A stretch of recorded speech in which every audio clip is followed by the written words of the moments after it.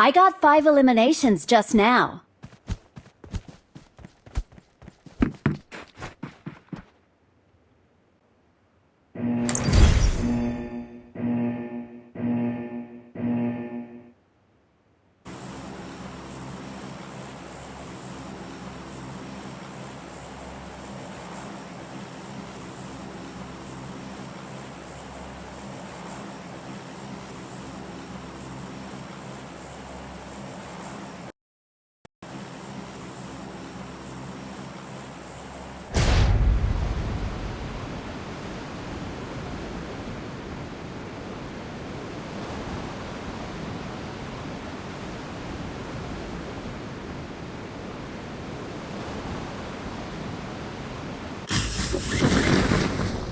Watch out!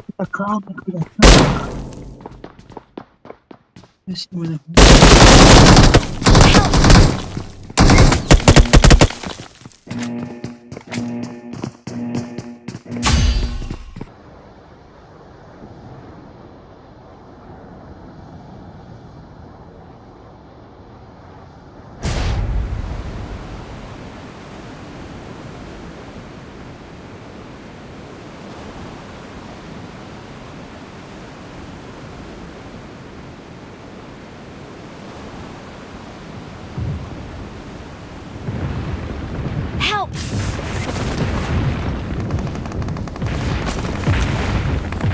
Help!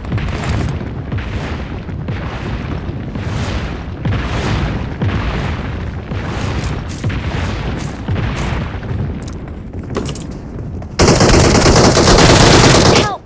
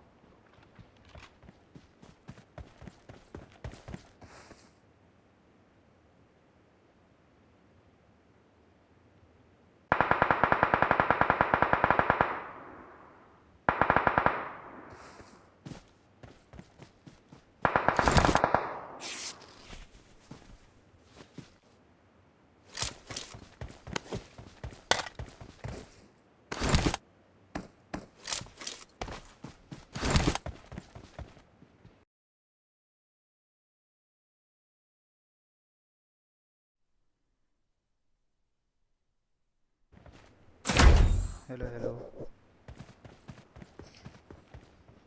Hello hello बल्ला है यार साउंड बल्ला साउंड है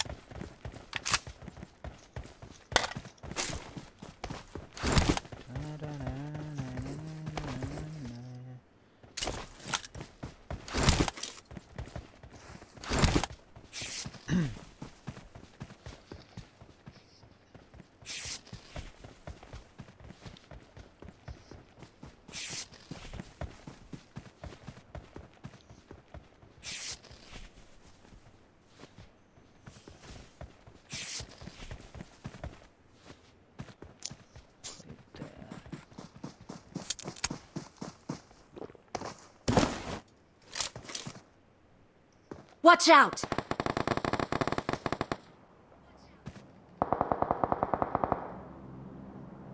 Watch out!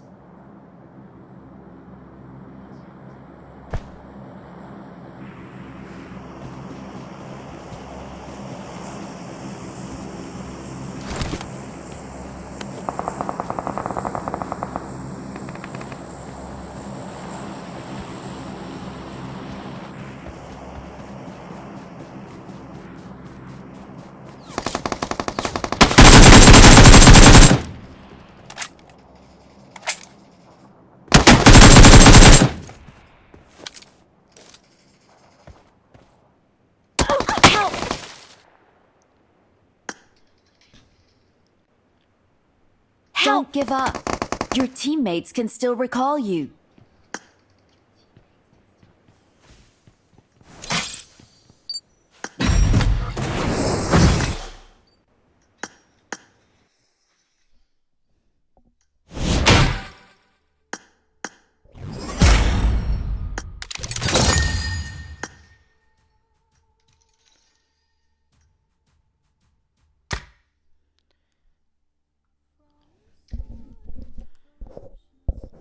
Hello, hello, hello. Mic testing 1, 2, 3.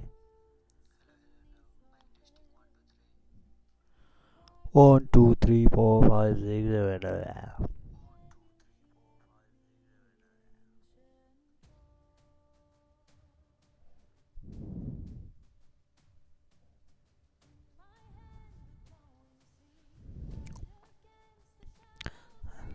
राम्रै आउने रहेछ क्वालिटीहरू त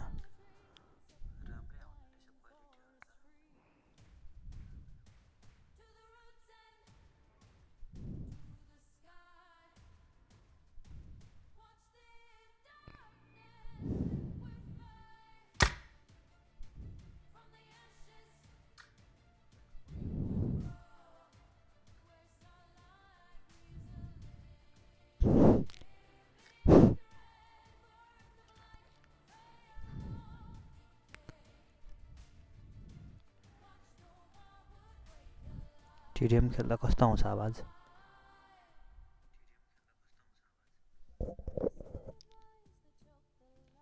एकचोटि टिडिएम ट्राई गर्नु पर्यो तिरो तिमी बोला त अलिकति बोला त के हो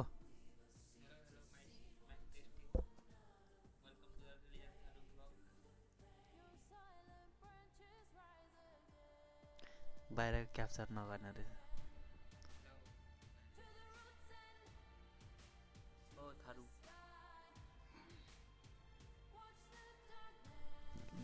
त्यति धेरै क्याप्चर माइक नजिकको मात्रै क्याप्चर गर्ने राम्रो रहेछ ल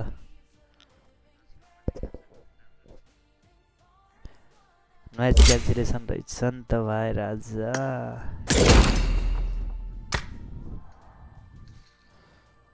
ल आज कोही छैन अनलाइन आज म स्ट्रिम गर्दिनँ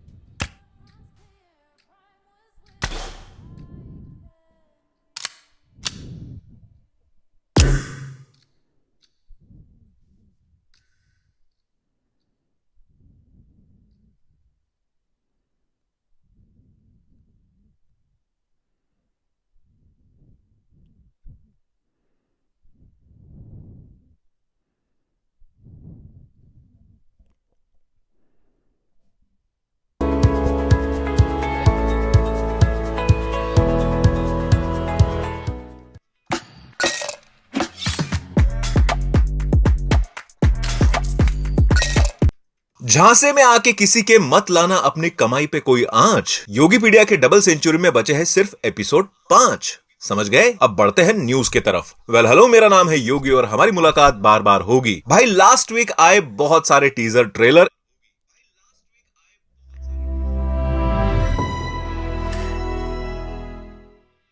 डिज्नी प्लस डाइरेक्ट स्ट्रिम हुने रहेछ त हिरो स्ट्राइक हान्दियो भने खतम The prophecy tells of a child of the eldest three.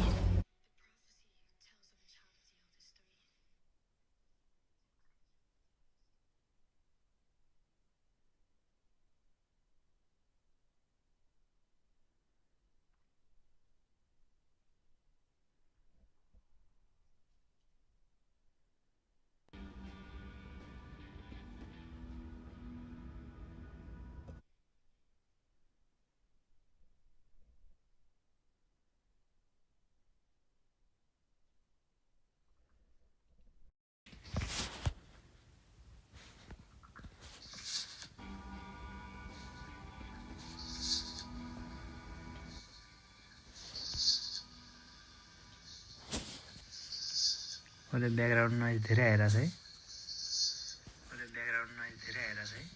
बोला त तिमी पनि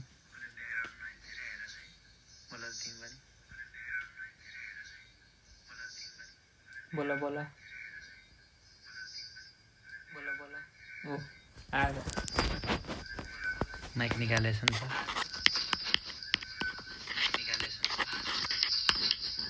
बाहिरको नोइज धेरै क्याप्चर गर्ने रहेछ क्या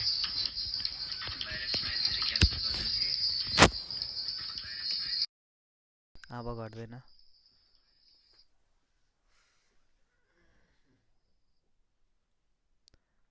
बाहिरको नोइज अब 0 बराबर हेऱ्यो इतने की अगर सिर्फ उनको कवर करने बैठो तो वीडियो 20 मिनट के आसपास की हो जाएगी। वेल कुछ इंपॉर्टेंट तो कवर कर ही लेंगे, लेकिन उसके पहले कुछ एक्सक्लूसिव न्यूज भी दे देता हूं आपको। संदीप रेड्डी वांगा ने देखी दी राजा साहब एंड उनको लगा कि सब लोग इतना बैश कर रहे हैं प्रभास को और वो ही मेरे फिल्म का हीरो है, तो मोमेंटम कैसे शिफ्ट किया जाए। तो वांगा जी ने दिमाग लगाया एंड प्रभास के साथ आने वाली उनकी अगली फिल्म स्पिरिट की रिलीज डेट रिवील कर दी, जो होगी 5 मार्च 2027। वैसे इस डेट में इंटरेस्टिंग सा ऐसा तो कुछ है नहीं, बट इंटरेस्टिंग बात यह है कि सेम मंथ यानी 25 मार्च 2027 को राजा मौली एंड महेश बाबू की वाराणसी आ सकती है। आई मीन बस तो वही है, यानी सेम मंथ इतनी बड़ी 2 फिल्मों का आना बॉक्स ऑफिस पे। मैक्सिमम लोग यही मानते हैं कि पैन इंडिया की शुरुआत एस.एस. राजामौली ने की बाहुबली से, बट मेरे हिसाब से ये बात सिर्फ आधी सच है, क्योंकि बाहुबली अगर पैन इंडिया वर्ल्ड के लिए एक इमारत थी तो उसकी नींव बहुत पहले कोई रख चुका था। The founder of gold mines telefilm Manish Shah. और अगर तुम नहीं जानते कि मनीष शाह कौन है तो भाई किसी ना किसी साउथ मूवी के अंदर तुमने इनका नाम जरूर से देखा होगा। एंड आई गारंटीड कि ये वीडियो पूरा देखने के बाद तुम्हें भी पता लग जाएगा कि साउथ मूवीज को नॉर्थ हिंदी बेल्ट में पहुंचाने में मनीष शाह का कितना बड़ा हाथ है। एंड अगर मनीष शाह ना होते तो आज साउथ इंडस्ट्री कहाँ टेक प्लेस करती, सब कुछ इस वीडियो के अंदर डिटेल में बताया है मैंने। तो प्लीज आप लोगों से एक रिक्वेस्ट है, वीडियो को एंड तक जरूर से देखना, क्योंकि पूरे यूट्यूब पे मनीष शाह के ऊपर एक भी डिटेल्ड वीडियो अवेलेबल नहीं है। राइस देखे तो तमिलनाडु में इसने 25 करोड़ का बिजनेस किया है।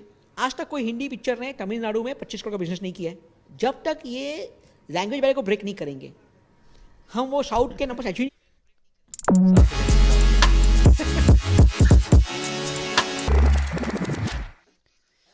व्हाट्स अप गाइस, तो आज मैं लेकर आ चुका हूं बहुत सारे बेस्ट गैजेट। तुम्हें तो पता है कि यार आजकल हम लोग अपना ज्यादातर टाइम स्क्रीन के सामने स्पेंड कर रहे हैं, चाहे गेमिंग करना हो, वीडियो एडिटिंग या फिर भाई पढ़ाई। आजकल सब कुछ स्क्रीन के सामने ही हो रहा है। तो प्रॉब्लम क्या आ रही है भाई, स्क्रीन के सामने बैठे बैठे भाई आंखें दर्द हो रही है, जिस वजह से सर में दर्द हो रहा है और कहीं ना कहीं भाई पूरी प्रोडक्टिविटी डाउन हो रही है। भाई पहले मैं भी आराम से भाई 8-8 घंटा 10-10 घंटा पीसी के सामने बैठ के काम कर लेता था, बट अभी भाई 4 घंटे बाद बैक में दर्द हो जाता है। और भाई मेरी जेनजी टीम को भाई अगर 6 घंटा काम करने बोल दिया तो भाई उनके तो सांप सूंघ जाता है, उठ उठ के भाग जाते हैं। लाइक नहीं करोगे ना? तो भाई इसी प्रॉब्लम के सॉल्यूशन के लिए मैं लेकर आया हूं बहुत सारे तगड़े वाले डेस्क गैजेट्स, जिसे भाई अगर तुमने अपने डेस्कटॉप पे लगा दिया तो तुम्हारी प्रोडक्टिविटी, तुम्हारी हेल्थ, सब कुछ बहुत तगड़ी हो जाएगी। तो एक काम करते हैं, फटाफट से इसमें से गैजेट्स निकालते हैं और चालू करते हैं। तो अपनी प्रोडक्टिविटी को इंप्रूव करने के लिए सबसे ज्यादा इंपॉर्टेंट होता है आपका टेबल एंड चेयर। तो इसीलिए सबसे पहले हमने मंगवाया द स्लीप कंपनी का हाइट एडजस्टेबल मोटराइज टेबल। अब इसके पता क्या फायदे हैं भाई, मैं खड़े होकर ऐसे टेक शॉट का वीडियो भी बना सकता हूँ और इसी टेबल पे आराम से बैठ के गेमिंग भी कर सकता हूँ और वापस से एक बटन दबा के इस टेबल को वापस ऊपर लाकर इस पे खड़े होकर आराम से कॉफी पीते।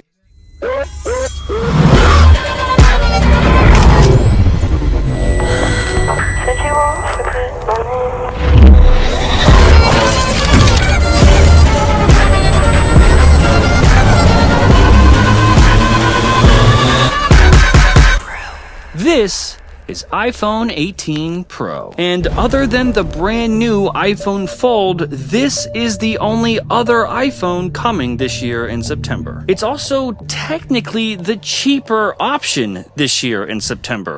That iPhone Fold is going to cost you as much as a used Honda. In terms of design, think iPhone 17 Pro, but burgundy. Luckily, hidden under this design are a couple special new features, and we'll get to those. Where things do get interesting in terms of the look of the phone is the front. Dynamic Island was originally introduced with iPhone 14 as a clever software magic trick to hide the fact that the actual hardware looked like this, a circular cutout for the camera and a separate cutout for Face ID. Dynamic Island turned that design blunder into a feature, and a great feature at that. One of the most clever ideas Apple has ever had. With iPhone 18 Pro, you might notice first the top of the device. The Face ID is still there, but now it's here. Face ID seems to be heading under the display this year, leaving only the front-facing camera visible, which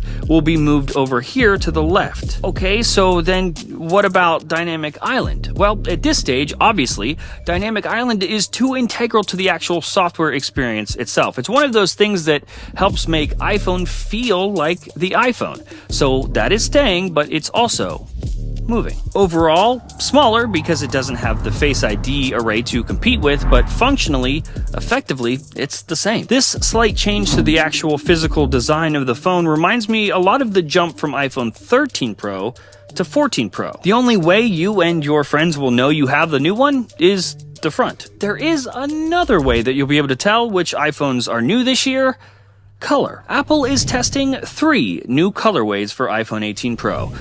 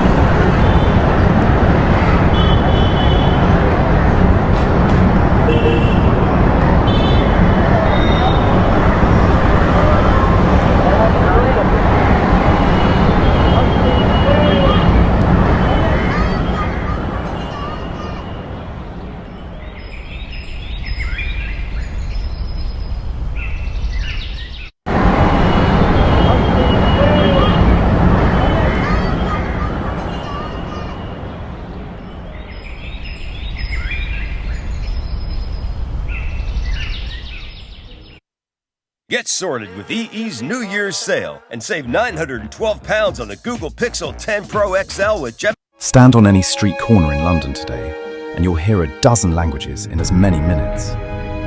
Nearly 40% of Londoners were born. The Thames keeps flowing, and rivers have a way of attracting new people with new ideas about what a city should be.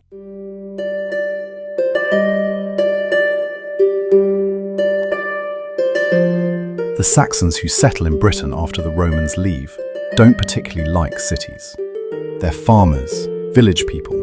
They actually avoid the old Roman city, seeing it as haunted, cursed. One Saxon poet calls the ruins the work of giants. They can't imagine how mere humans could have built such massive structures.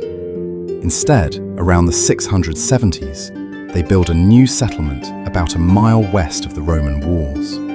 They call it Lundenwic, London Trading Town. This is where modern Covent Garden and the Strand are today. If you're watching a performance at the Royal Opera House, you're sitting directly above Saxon London. By the early 700s, goods are flowing in from all over. Amber from the Baltic, millstones and wine jars from the Rhineland, pottery and metalwork from France and Germany. At its peak, Lundenwic might have 8,000 people living there. Not huge by Roman standards, but thriving. But then, the Vikings arrive. Starting in the late 8th century, Norse raiders keep hitting the settlement. These aren't just raids anymore. They're coming up the Thames in force. In 842, they sack Lundenwic completely. In 851, they do it again. King Alfred the Great finally has enough. In 886, he retakes London from the Danes and does something clever. He abandons Lundenwic and moves everyone back inside the old Roman walled city, which is much easier to defend. He repairs the ancient walls, recuts the defensive ditches. The city is now called Lundenburg, London Fortress. Lundenwic is left empty, gradually earning a new name, Eldwick, the Old Settlement. That name survives today as Aldwych, the curved street in central London. Over the next century and a half, the city changes hands multiple times between Saxon and Danish rulers. In 1016, King Canute, yes, the one from the legend about commanding the tide, makes London his capital. When Edward the Confessor becomes king in 1042, he builds Westminster Abbey just west of the city. That decision will shape London's geography forever. The city for commerce, Westminster for power. Edward the Confessor dies childless in January 1066, and England tears itself apart over who should rule next. Harold Godwinson is crowned king, but across the Channel, William, Duke of Normandy, claims Edward promised him the throne. In September, Harold has to march north to fight off a Norwegian invasion. He wins, but he's barely caught his breath when news arrives. William has landed on the south coast with 7,000 Norman soldiers. Harold rushes his exhausted army south and meets William at Hastings on October 14th. By nightfall, Harold is dead, and William has won England. On Christmas Day 1066, he's crowned King of England at Westminster Abbey. The Anglo-Saxon era is over. The Normans have arrived, and they're going to rebuild England in their own image, starting with London.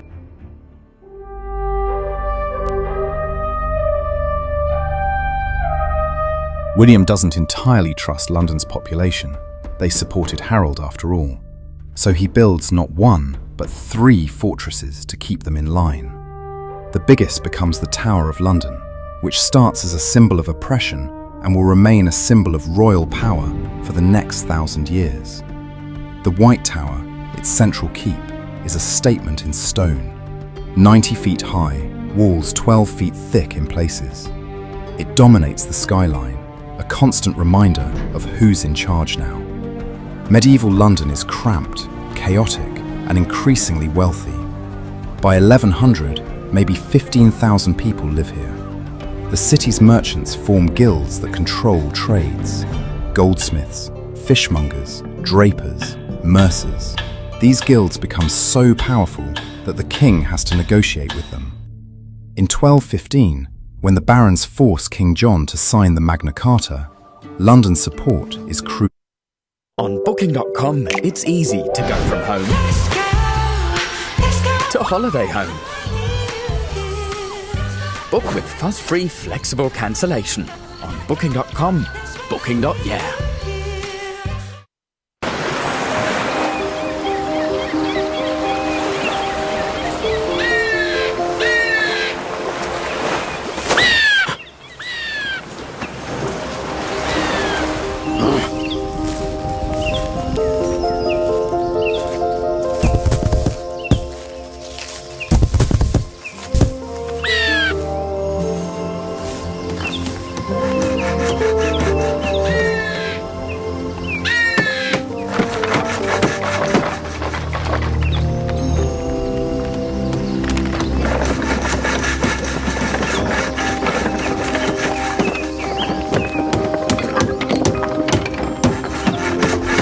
Vandaag is het een M bijzonder heet.